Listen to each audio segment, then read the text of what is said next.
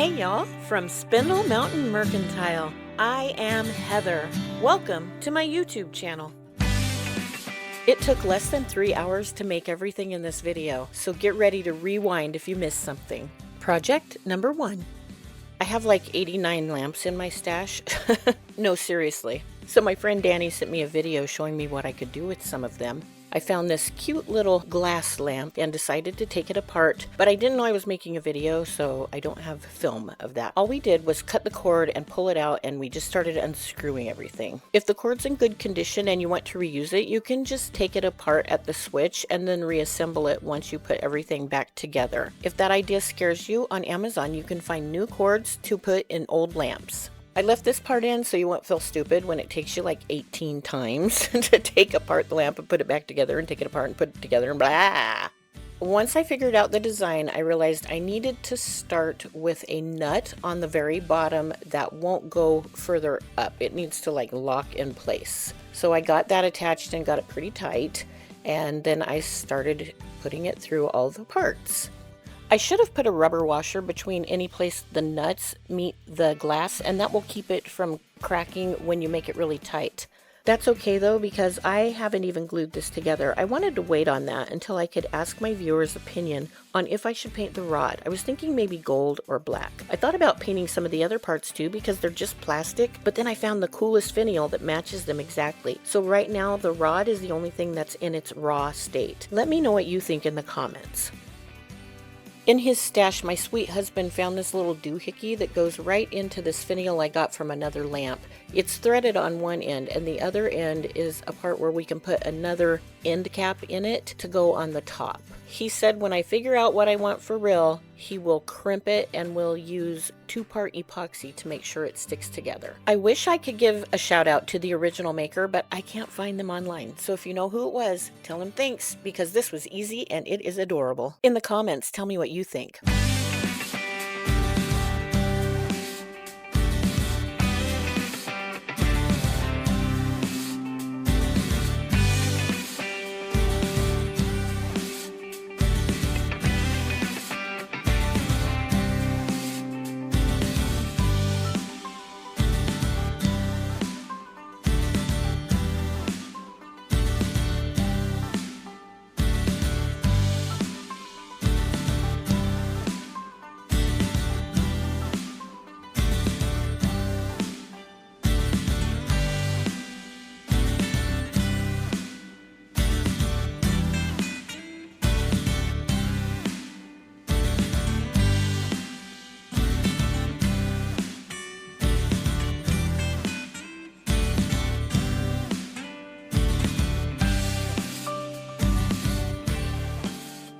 Project number 2.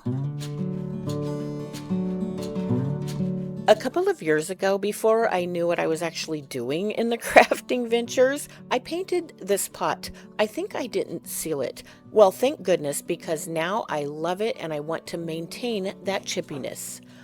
I'm also going to redo this little stand that I thought maybe I would put a Christmas tree in.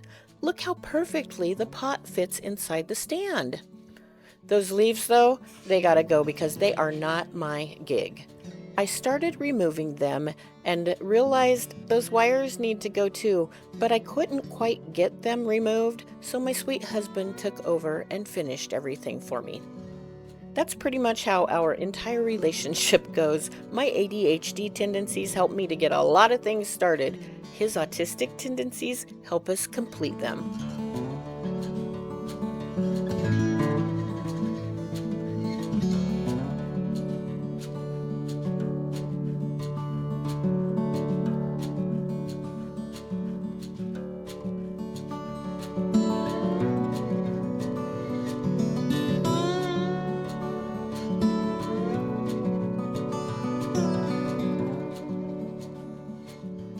When he was done, he took it outside to his shop to grind down the parts the wire had been welded on. For that, he used a grinder, and then he used his metal brush grinder to make it smooth. Then I took it outside and painted it with Rust-Oleum hammered in black. And I'll tell you what, I forgot my rooster chasing stick, and look at that roadie. He was like, I got my eye on you. It's like, you better back off, boy. Look at those juicy legs. That's what I'm saying. When I made it back in the house alive and Rhodey's legs were still intact, I washed the pot in the sink. For this, I used a very old Scotch-Brite pad that hardly had any Scotch or Brite. It wasn't even really a scratch-Brite pad. Anyway, I didn't want it to get really super clean because I wanted the dirt to be part of the patina that stayed on there. But I did want the paint that was flaking off to come off because I thought even if I sealed it, that would fall off. And we don't want that. I did the math on Iron Orchid Designs transfer book called Traditional Pots. If you can get this without shipping at the manufactured suggested retail price, each of these pictures is only 96 cents each. I think that's a pretty good deal considering how big they are and how long they last. I chose the picture that has these little birds, and I found a spot that had quite a bit more white on it to add it to the pot. I did not seal this before I put the birds on, so I'm kind of surprised they went on so well. Applying Iron Orchid Designs transfers is super easy. You just put it down where you want it after you cut it to its size and shape you need it to be, and you give it a little rub with your hand just to give it that initial stick. Instead of using the transfer stick, I decided I would have more control if I used my fingernails over that very rough surface. So once I had rubbed the entire surface where the transfer is attached to that plastic sheet called the carrier sheet, I went with my other hand and pulled back one corner. Then you'll see I put my right hand on the rim of the pot. Then I put my pointer finger underneath that corner of the carrier sheet and pushed it as I continued rubbing with my other hand. And then when I went about an inch or inch and a half, I lifted my hand, rolled the pot, and put my hand back down, and I just continued that until I was done. After burnishing it with my finger, it was ready to be sealed, but I haven't done that yet because again I want to ask y'all's opinion. Should I use matte or gloss? I have a natural inclination to use matte, but I'm thinking this would look really cool if it was shiny, almost like it was really old enamel that had faded away over the years. In the comments, let me know what y'all would do. And y'all don't at me about the condition of this plant. I grew it from starts and it's going to fill in. Plus, I think it looks absolutely adorable in this pot.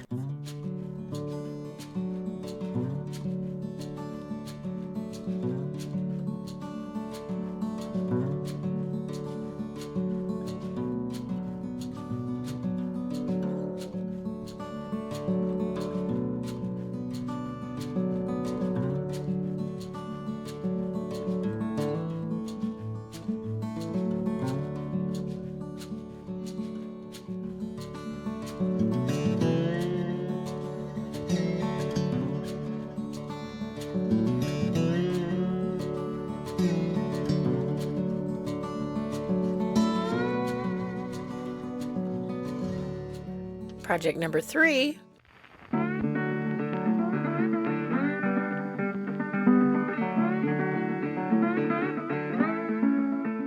For real though, this little shack I found in the clockmaker's auction dumpster is just dying to have some cowpoke standing next to that front step that has a gold pan sitting on it. He just needs a donkey and a cat. Oh, and look here, I just happen to have one thanks to that awesome find I got at the thrift store for only $1.25. I got about 7 of these Hallmark keepsakes that day, and I have had so much fun with them. At the end of this video, I'll leave a link for another video that has a different little vignette I made from another Hallmark keepsake. I'm going to start by adding some floral on the sides of the shack. Now, not much, because this is this old cowpoke who one day hopes to make a living gold mining. He don't got no time for no frilly flowers or a girl to take care of those frilly flowers, so it's just going to have 2 little flowers and then kind of some weeds. I started by gluing down that floral styrofoam. Then I figured out the placement of the figurines, and I decided I want both of the critters to be on the corners. There's some little rocks on the corners, so I just popped those off with my pliers. There's a little bit of house protruding on either side, you know, like they made it look like a log cabin and those little log pieces are sticking out, and the animals didn't quite fit, so I did just break some of that off. It actually broke off really easy. I found this in a dumpster that had been rained on more than once, so I was just glad that it was still in one piece. By the way, I only used my hot glue gun to attach these figurines, so if a collector of Hallmark keepsakes wants to buy them and not have them attached to this little shack, they can just pull them right off. I'm also including the box when I display it at my booth.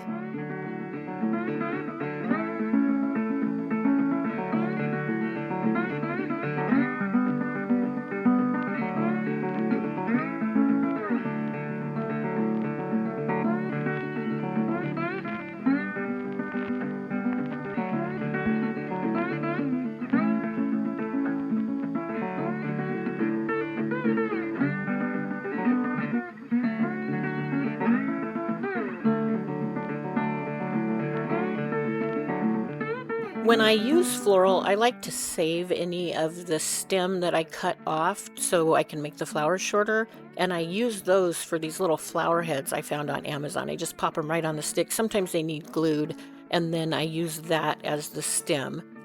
I didn't want a lot of flowers though, like I said, so I just tried to find stuff that looked like maybe it was growing out in maybe a desert or up in the dry mountains where this guy's getting ready to do his gold panning. A lot of the stems I used were just cut off of a piece of floral, so they have very soft stems that I couldn't poke into the styrofoam. For that, I just took a piece of wire, poked it in the styrofoam where I want the little stem to go, and then I kind of wiggled that around to make the hole a little bit bigger. I put glue on the stem, and then I put that in the hole, and that worked really well.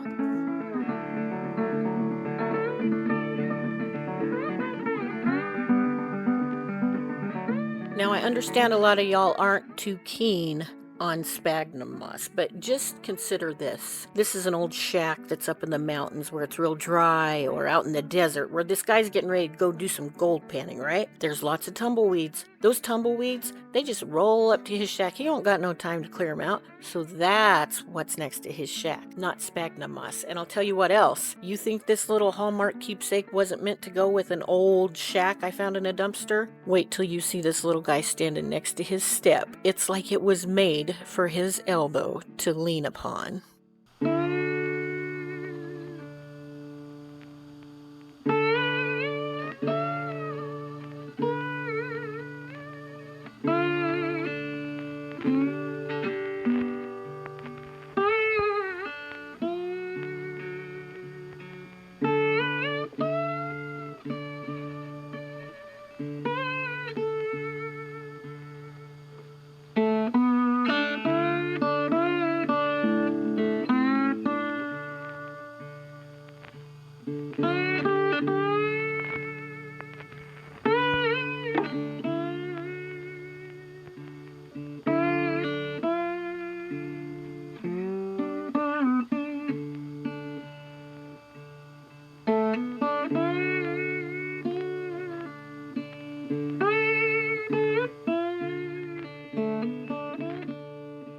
Project number 4.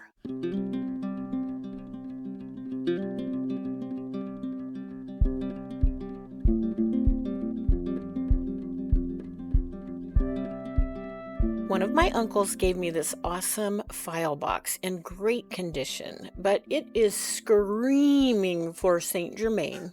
So here we go. I couldn't find my transfer stick that day, so I'm using a spatula.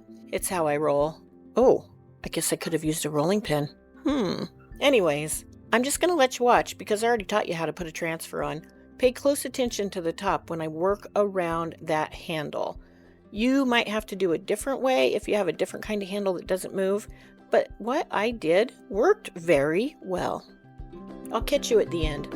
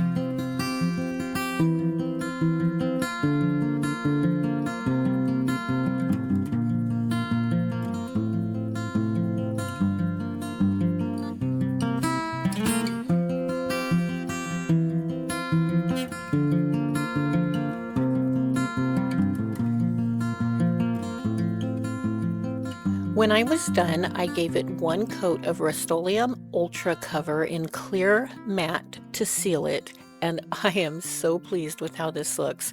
This is a keeper for sure.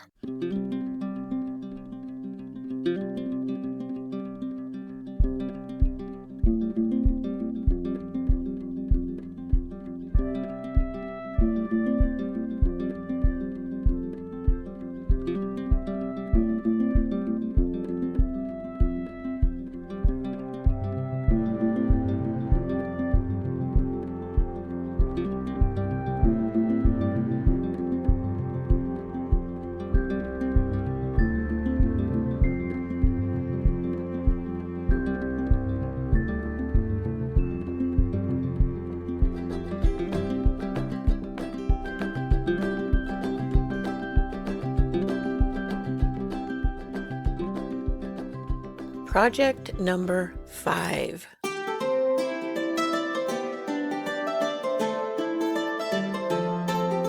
As a YouTube content creator, I often have to remind myself to film even the easiest projects.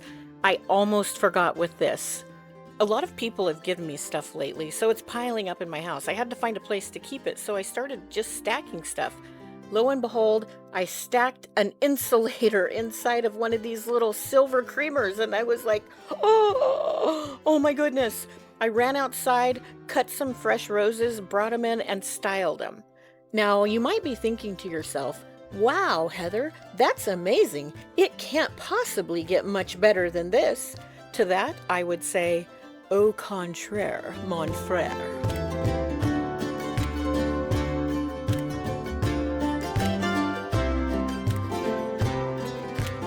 I took everything over to my staging area in front of the front door where I get the most natural light, and I took this video and a bunch of other pictures. I brought my phone back over to my computer to upload those. While I'm waiting for that, I looked around to see what I could clean up. There, right next to me, laying on the couch as if God himself reached down and put it there for me to see, was a page out of IOD's traditional pots with the white lettering and pictures. I picked up that page and ran over to my staging area where I immediately started applying the transfers, and you know what I did? I squealed right out loud. So my husband comes out and says, "What? What's wrong?" And I said, "Nothing. Nothing's wrong. Everything is right. Everything is very, very right." Yes, I do get very excited from simple crafting. Wouldn't you if this idea popped into your head without even trying?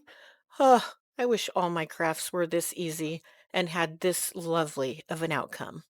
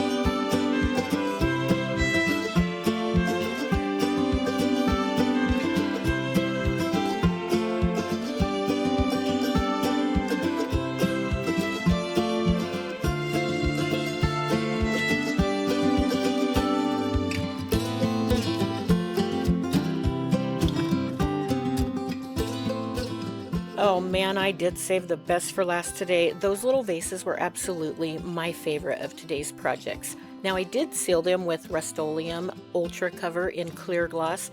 I just didn't want to say that before the after pictures because everything was so perfect and that just seemed so technical. So I'm telling you now.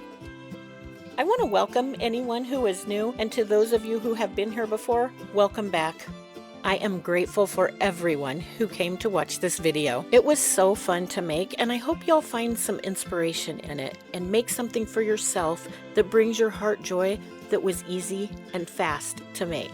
If you do, let me know in the comments. I love hearing from y'all that you were inspired by me. It's fun, but mostly it's super humbling and rewarding. Until you see me next time, I sure do hope you have a wonderful week. And as always, I hope you are blessed. Bye.